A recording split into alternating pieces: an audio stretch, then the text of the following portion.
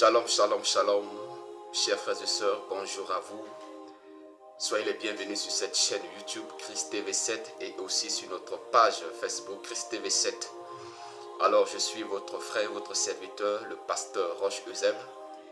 Nous allons nous entretenir sur un sujet très important aujourd'hui. Alors, je vous prie de vous abonner à la page si vous n'êtes pas encore abonné ou encore sur cette chaîne. Abonnez-vous pour ne pas manquer nos vidéos, voilà, d'enseignement, d'exhortation et autres. Vous pouvez aussi aller sur notre chaîne YouTube. Vous allez voir qu'il y a beaucoup de thèmes que nous avions déjà abordés. Vous pouvez, ou encore vous pourrez les visiter, les écouter. Ça vous édifiera, ça vous fera du pied. Je vous prie aussi, chers frères et sœurs, de nous aider dans cette tâche qui consiste à partager l'évangile, à prêcher l'évangile partout, en partageant tout simplement la vidéo. Mais bien sûr, après avoir regardé la vidéo, regardez d'abord du début jusqu'à la fin et après vous pouvez partager la vidéo pour nous aider dans cette tâche. Je ne suis pas seul, je suis celui qui est vu devant la caméra, mais sachez que il y a une équipe, il y a des gens derrière moi. Vous pouvez aussi faire partie de cette équipe. Gloire à Dieu. Soyez bénis et demeurez bénis en Jésus-Christ. Alors, le sujet d'aujourd'hui est très important. Comme d'habitude, nous abordons des sujets très importants dans nos vidéos. Nous choisissons vraiment des sujets parce que notre but est de préparer les enfants de Dieu pour leur enlèvement, de rapprocher les enfants de Dieu. Nous travaillons un peu comme Jean-Baptiste qui prépare le chemin pour le Seigneur Jésus, et c'est ce travail-là que nous faisons pour préparer les cœurs au son de la trompette. C'est très important, bien-aimés dans le Seigneur. Alors nous allons parler des miracles séducteurs. Des miracles séducteurs. Bien-aimés dans le Seigneur, l'une des choses qui est aujourd'hui, je dirais, qui est à la mode, ou pour certaines personnes, pour certains prédicateurs, pour certains hommes de Dieu, ce qui fait la croissance d'une église, ce sont des miracles.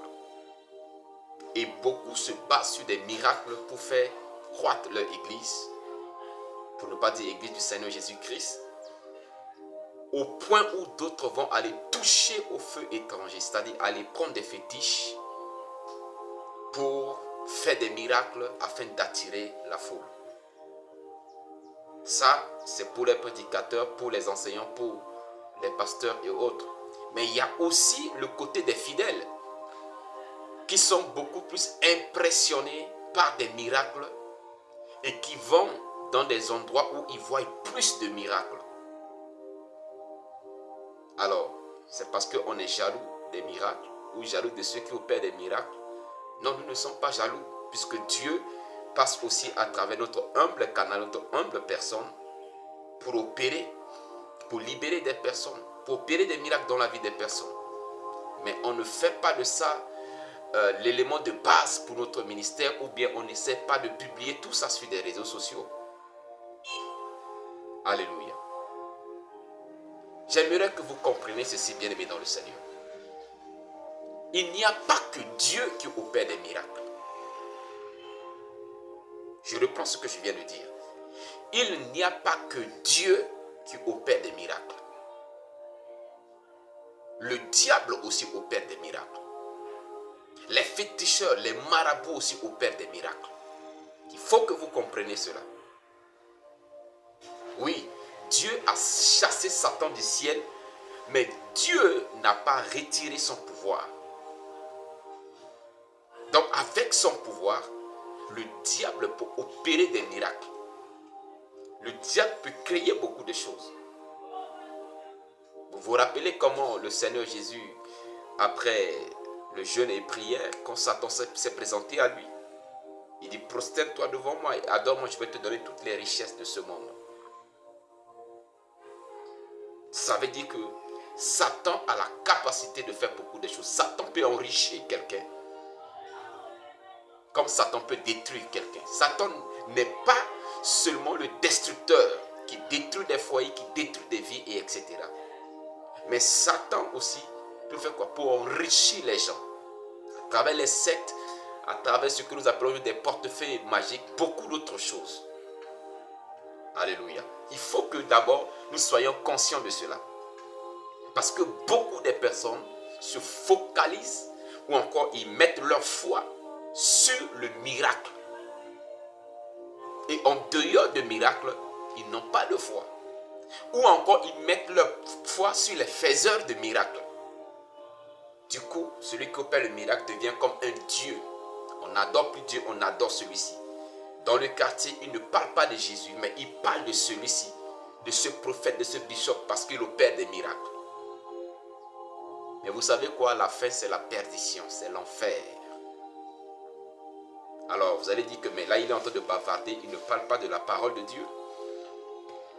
Nous lisons Matthieu, le chapitre 24. C'est un passage qui est connu de ceux qui sont familiers à la parole de Dieu. Matthieu, le chapitre 24, le verset 24 au verset 25 dit, je lis la parole du Seigneur. Car il s'élèvera de faux Christ et de faux prophètes. Ils feront des grands prodiges et des miracles au point de séduire, s'il était possible, même les élus. Verset 25. Voici, je vous l'ai annoncé d'avance. Jésus-Christ, le plus grand prophète, a prophétisé cela. Qu'il se lèvera des faux Christ, des faux prophètes. Et ils vont faire quoi? Pas des petits, mais des grands prodiges, des miracles. Pour séduire, et s'il est possible, même les élus. Alors, ce passage est clair que ce n'est pas seulement Jésus-Christ qui opère des miracles, mais les faux prophètes peuvent aussi opérer des miracles. Il s'élèvera des faux Christ. Il y a des gens qui se proclament Christ aujourd'hui. Il y en a un peu partout, en Côte d'Ivoire, il y en a un peu partout. Des gens qui se proclament Christ. Des gens qui se disent que si je ne dis pas que je suis Christ, c'est que je suis un menteur. Alléluia. Et récemment, il s'avère que en Israël, ils ont trouvé le soi-disant Messie qui devait arriver. Il y a des choses qui se passent, bien aimés dans le Seigneur. Vous voyez? On dit les faux Christ et les faux prophètes vont opérer des grands prodiges et des miracles. Alors, si votre foi est focalisée sur le miracle, et qu'un faux prophète ou un faux Christ opère des miracles, vous allez le suivre bêtement, et c'est comme ça que, bien aimé dans le Seigneur, vous allez conduire votre âme en enfer. Pourquoi? Parce que vous suivez un faux. Parce que votre foi n'est pas fondée sur Christ, mais sur qui? Sur le faiseur de miracles, ou bien sur les miracles. Alors, quelqu'un va me dire, mais pasteur, tu veux dire que, bon, ok, si ce n'est pas les miracles, sur quoi? Notre foi, bien aimée dans le Seigneur, doit être fondée sur Jésus-Christ. Il est la parole faite chair. Aussi que notre foi est fondée sur Jésus-Christ, notre foi est également fondée sur sa parole, parce qu'il est la parole. Notre foi doit être fondée sur la parole de Dieu. Nous devons suivre les ainsi dit de la parole de Dieu. Nous devons suivre les saintes écritures. Mais comme les gens sont impressionnés par des miracles, ils ne suivent plus les saintes écritures. Ce sont les faiseurs de miracles qu'ils vont commencer à suivre. Les faux prophètes. Quand la Bible dit les faux prophètes, ça ne veut pas dire qu'il n'y a que les prophètes qui sont faux. Mais c'est pour englober tout. Les faux prophètes, les faux pasteurs, les faux apôtres, les faux évangélistes, les faux bishops, et etc. Ils sont tous dans le lot, dans le même lot. Et leur point d'attraction, ce sont des miracles. Et ils traînent des foules. Ils disent des choses contraires à la parole de Dieu, mais les gens les suivent. Comme récemment, il y a un qui dit il faut bâtir des hôtels. Il donne des prix. Il y a des hôtels de 50 000, des hôtels de 100 000. des hôtels de 150 000 et en fonction des choses, si c'est pour la protection, si c'est pour la domination, si c'est pour le percer, si c'est pour ceci. Mais souvent, je me pose des questions. Quand Christ a dit à la croix, tout est accompli, il s'agissait de quoi? N'en parlons pas des hôtels, on aura le temps de parler. Est-ce que le chrétien doit bâtir un hôtel? Est-ce que les apôtres ont bâti des hôtels? Est-ce que nous avons besoin des hôtels? On parlera de ça spécialement dans une vidéo. Alléluia. Mais bien aimés dans le Seigneur, soyez éveillés car les temps sont mauvais. Nous ne sommes pas de ceux qui dénigrent. Nous ne sommes pas de ceux qui attaquent. Mais nous voulons nous focaliser sur la parole de Dieu. Celui qui veut entendre, entendre. Celui qui ne veut pas entendre, c'est cette parole qui sera son juge demain. Alléluia. Trop de scandales de nos jours. Trop de scandales. Que le Seigneur nous aide. Alors, bien-aimés dans le Seigneur, ne vous laissez pas intimider par des miracles. Laissez la parole de Dieu vous éclairer. Laissez la parole de Dieu être votre boussole en tant que chrétien. Votre boussole de marche chrétienne. De la marche chrétienne, excusez-moi. Laissez la parole de Dieu vous orienter. Il y a trop de scandales aujourd'hui. Des prophètes ou des prophétesses qui divisent des foyers. Non, Dieu a dit que ce n'est pas ta femme. Et après la prophétesse dit que voilà, c'est moi que Dieu a choisi pour toi. Le prophète, non, celui-ci n'est pas ton mari, mais c'est moi que Dieu a choisi pour être ton mari. Ah oui, c'est la parole d'un homme de Dieu. C'est Dieu qui a dit, on doit écouter. Mais est-ce que c'est ce que la parole de Dieu, c'est ce que disent les saintes écritures? C'est dommage de voir tous ces désordres aujourd'hui. Mais les véritables enfants de Dieu ne se laissent pas séduire. Les véritables enfants de Dieu ne se laissent pas manipuler. Et c'est ce que nous sommes. Nous ne devons pas nous laisser manipuler, séduire par des miracles. Mais nous devons être impactés par la parole de la vérité. C'est cette parole qui affranchit et qui conduit à la liberté, qui est la vie éternelle. Gloire à Dieu. Nous allons lire encore un autre passage. 2 Thessaloniciens chapitre 2.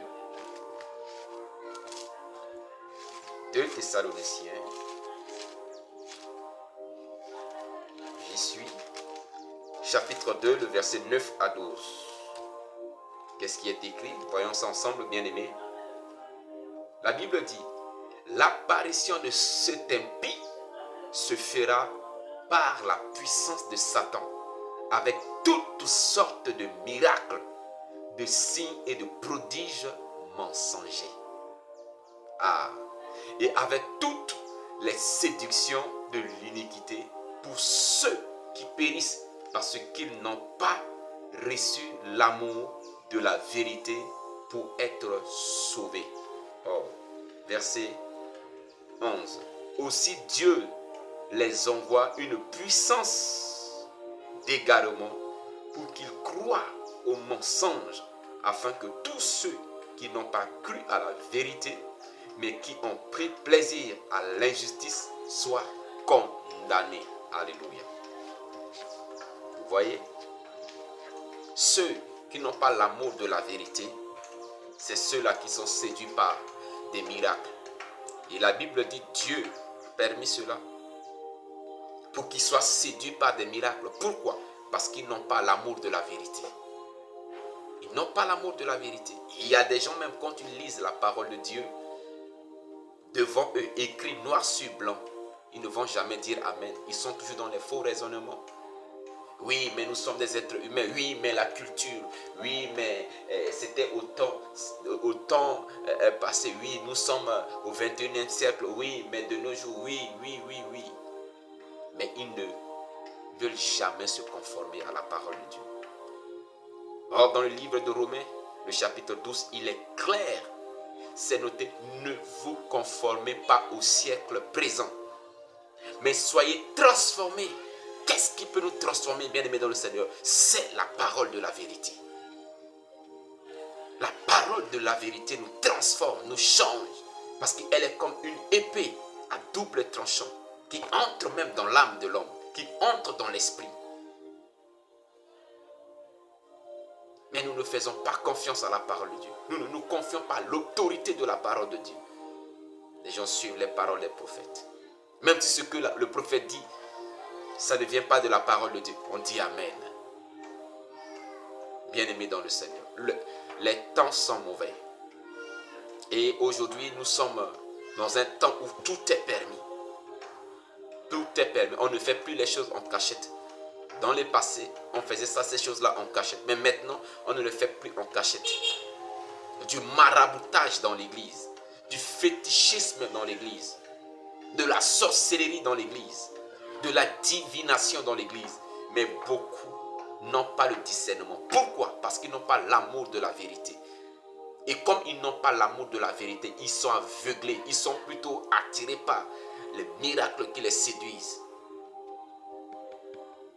Mais comme quelqu'un a l'amour de la vérité, le Saint-Esprit lui donne le discernement. Alléluia.